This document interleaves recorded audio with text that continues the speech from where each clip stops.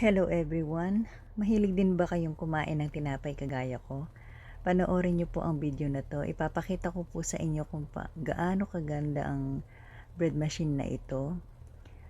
Talagang maganda po itong gamitin dahil nakakasiguro po tayo na malinis ang ating kakaining tinapay. Hindi ko na po babanggitin ang pangalan ng bread machine, baka bawal. Panoorin niyo po.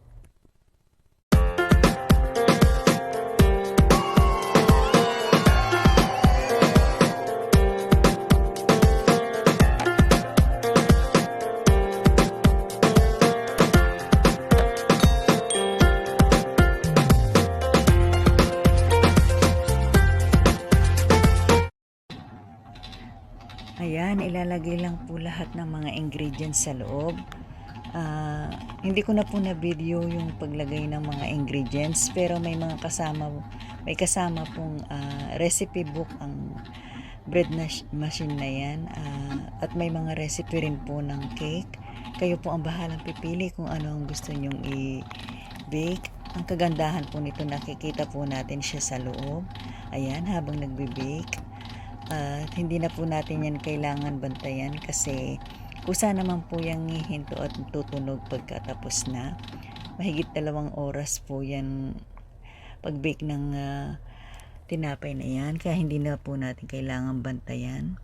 Ayan, after 1 hour left, kusa po yung hihinto kasi magre-rest yung dough. Huwag nyo pong bubuksan para hindi po masira yung dough. Hayaan lang po natin siya. Yan, after 30 minutes left, kusa naman po yung bibake mag-isa, kaya hayaan lang po natin siyang tapusin ang pagbibake niya ng oras niya. Hayaan po natin, wag po natin bubuksan.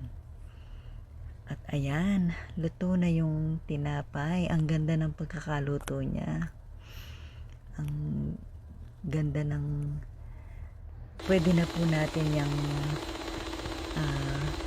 buksan at tanggalin. Palamigin po muna bago natin hiwain. Palamigin po muna bago hiwain para hindi po masira. Ayan. Maraming salamat po sa panonood. Thank you po. God bless. God bless everyone. Thank you.